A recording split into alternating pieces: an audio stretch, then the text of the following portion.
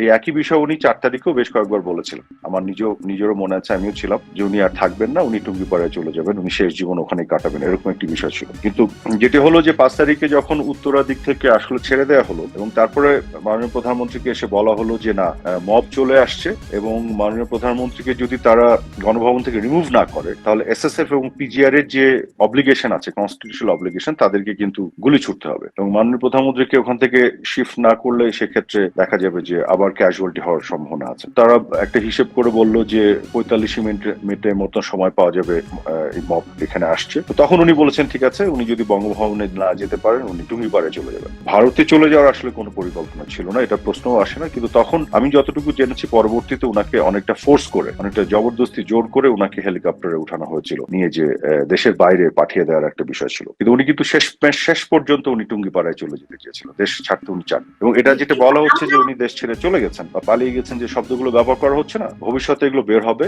উনাকে জোর করে বাধ্য করা হয়েছিল। তো ৪ তারিখেই আপনার বিকেলের পর থেকে কয়েকবার আমাদেরকে বলেছিলেন উনি আর থাকতে চান না। উনি এভাবে বলছিলেন যে আমি দেশ চালাতে পারছি না, এত হচ্ছে, ওদের এত খারাপ লাগছে, ওরা দেশ চালাক, আমি টুঙ্গিপাড়ায় চলে যাবো। উনি ক্ষমতা ছেড়ে দিতে ৪ তারিখে বেশ কয়েকবার বলেছিলেন। কাজে এগুলো একেবারে, আমরা যারা প্রত্যক্ষদর্শী আমরা জানি এগুলো একেবারে মিথ্যা কথা। এবং যেটি হয়েছিল, হ্যাঁ, যেটি সজীব অজিত জয়কে ফোন করে তাকে যেটা বোঝানোর ব্যাপার ছিল সেটা হচ্ছে উনি দেশ ছাড়তে চাচ্ছিলেন না, উনি ক্ষমতা তো আগের দিনই ছাড়তে চেয়েছিলেন।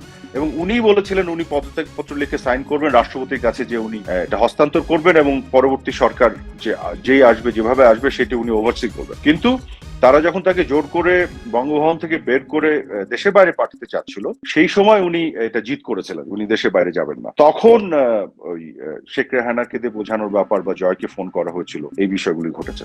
কিন্তু আগের দিনও ৪ তারিখ উনি বারবার বলেছেন উনি থাকবেন না এবং উনি বারবার একই কথা বলতেন, উনি টুঙ্গিপাড়ায় চলে যাবেন। আমরা বরং দু একজন বলেছিলাম যে আপনি টুঙ্গিপাড়ায় চলে যাবেন, ক্ষমতায় থাকবেন না, ওরা তো আসলে আপনাকে হত্যার পরিকল্পনা করছে।